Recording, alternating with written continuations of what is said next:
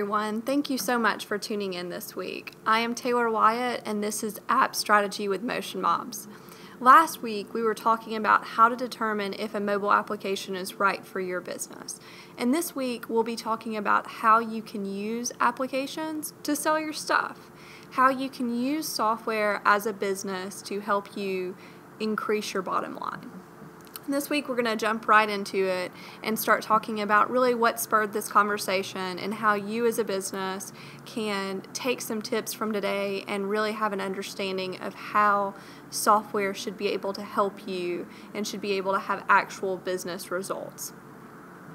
In speaking at conferences or talking to businesses for the first time, one thing that we hear a lot is businesses say we have a product or a service and we've done really well with it, and our marketing strategy has primarily been referrals and word of mouth, which is an incredible thing to have. If you have an awesome product or service, it certainly can speak for itself and get you a lot of business to really help seed the company and start pointing your small business in the right direction. The hard thing is you get to a point to where in order to hire more staff and really grow beyond the point that you're at, you really need to have a marketing strategy in place to be able to grow sales significantly, and you have to be able to do it better than your competition. One of the easiest ways to get yourself ahead of the competition is to really use technology. After all, in this day and age, you really have to be whatever your business is and a technology and marketing company. You can't just rely on your product and service through word of mouth anymore. You really have to understand how you're going to be different and how you're going to create a strategy that's really going to help you stand out. As a consulting firm, we do a lot of technology strategies for businesses, and we see a lot of different things. People come into the process at different points, but one thing that we've identified is a lot of the times our clients will come into the process with us, and their first step is to understand as much about the technology as possible, which is great because we really get to geek out and talk about the technologies that we're good at, why we use those technologies, and why we think they could be right for that business. The problem is, in most cases, it's difficult to establish what technology is right for you before you understand what problem you're trying to solve. And so if the problem is simply, I need to sell more of my product or service, then that's a really great place to start at. Whether it's I really want to create an application and I want to have 100 downloads in the first 2 or 3 months. Or I have a physical product and I want to use software to help me sell more of my physical product. Or maybe it's simply I have really spectacular content and training materials on how to do a certain process well, and I want to set up a subscription service where people can pay to have access to that premium content.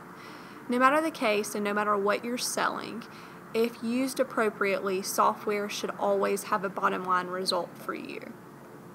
In marketing, marketing with software, it's always a fun place to be and a great way to help use your product or service because you really get to get creative and point out very specific even elements or specifications about your product that helps make it stand out against the competitors. And that really helps put you in a position to be strategic with your plan, with the technology you're creating. To give you an example of a project we've worked on, about a year ago, we had a nonprofit come to us and say, our organization is called Autism Avenue, and we want to create an application that helps children have access to affordable technology where they can use a soundboard to speak, in some cases for the first time. So it could be as simple as they want to communicate that they're hungry, that they need something like a medicine, and to be able to use an application as a soundboard for them to communicate with their parents, or more importantly, if they are off-site or outside of their home, perhaps at a school or with other friends and family, they've got an avenue to be able to communicate effectively when they need something. And in some cases, what they need is very important and critical that they get quickly. We loved the cause, and we really wanted to be able to help the organization. We loved that they wanted to use technology and they wanted to create an application for that purpose, but we wanted to come up with a creative and unique way to help reach these kids where they were and to give them a tool that gave them access to all of the sound bits that they could want or need within the application so that they could communicate effectively. Paired with that software, we also wanted a strategy behind how we were going to get that software out to as many people as possible. So we put together a strategy that built an application called Talk that allowed kids to have access to very commonly used terms and sound bits. It could be, I'm hungry, or I need to go to the restroom, or I need medicine. We also gave them the ability to record anything specific to them. So if more than I'm hungry, they wanted to say, I really want a biscuit for breakfast, or I'd love to have a hamburger, then they can record any sound bits that they would like, or they can have a family member record those for them so that they can have access to them on their soundboard. And I keep referring to it as a soundboard, but we actually created an iPhone and an iPad application so they can access it off their tablet or they can access it off their phone, and they have access to all of the sound bits that they can use with friends and family, and it's really been a great experience to be involved in. As part of this, we met with multiple focus groups of consultants, family members, and friends, all that have kids or students in this arena to really understand how they were going to use the product, what we could do with the design of the application to make it easier to use and more inviting for the students. We also talked to them about helping with the cause and how we could use the technology to get the information out there. We're very proud of the product we built, and we're really excited about the process and to be able to just have this technology available for autistic students and for their caregivers. But ultimately, what we created was a product that took the knowledge of this wonderful nonprofit and put that knowledge through several focus groups into an application. So we were able to take their experience that they had had with these kids, their knowledge of what they needed to be able to speak to caregivers, to teachers, to parents.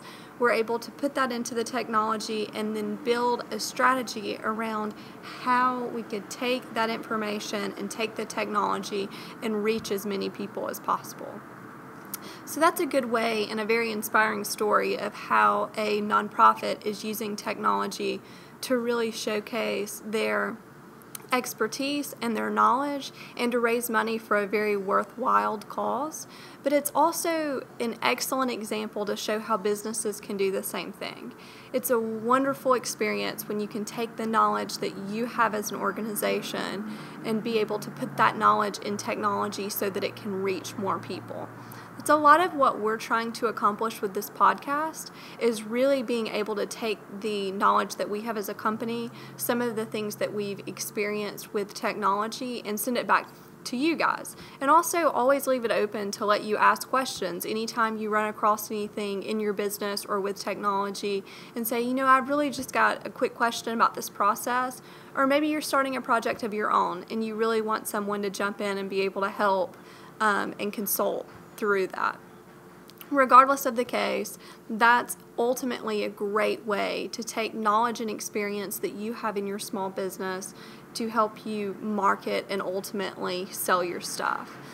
The best sales process for anyone on the receiving end is always when you can give knowledge to that person to make them excited about the process, to help them through the process, and ultimately to provide something that's really valuable for their organization and produces results for them.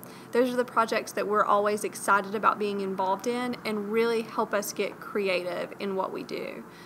But again, a lot of the creativity starts later in the process after you've already established what your objective is and how exactly you're going to use software to create more money for your organization or just sell more of your product. One of the reasons that really started this podcast and got us talking about this internally and now on the podcast is when you hear small businesses talk about how they're going to grow, a lot of times you have somebody wearing so many hats that it's difficult to even think about marketing. You're trying to maintain your current customers, you're trying to make sure that you get everything done in the day, and thinking about how you're going to sell more of your product or service or expanding quickly is really daunting to somebody who's already wearing too many hats. And that is really where we think technology, why technology has grown so quickly and how technology can come in and help. Because if you're already at a point to where you have a lot of knowledge about your industry and you've really helped automate or streamline a process that adds value to someone, being able to capture that value that you're bringing creatively and put it into an application that someone can use and grow from is a huge benefit to them and a huge benefit to the organization. And that's how you should look at every project that you're doing, especially when the ultimate goal is to sell a product or service. Everyone is trying to figure out different ways to get creative or to ultimately beat their competition. And the creativity part is a huge and very fun and rewarding part of the process, but it has to be built off the right objectives. So understanding the objectives of your project and then using your knowledge and experience as a business to create software that adds value for someone else can really be the difference that you're looking for to help you jump ahead of your competition. And that is ultimately what we wanted to accomplish in this podcast. We really wanted to talk to you about how you as a business can really create a marketing strategy. Even if you're wearing too many hats, take the time to sit down and understand what your next goal is as a business. If in the next 6 months your goal is to sell 500 more units of your product to get somebody to subscribe to your application to receive premium content, or if it's just simply to create a convenience for your customers where they keep coming back to you and keep buying your product. Whatever that goal and objective may be, figure out what your plan is to accomplish that. Figure out how you're going to figure out what you want to do, and then you can start working on how technology can help you accomplish that and help you take some of the burden off, and not add another hat to the mix, but just simply help take some of the burden from that process and ultimately help you as a business really have actual business results from what you're trying to accomplish.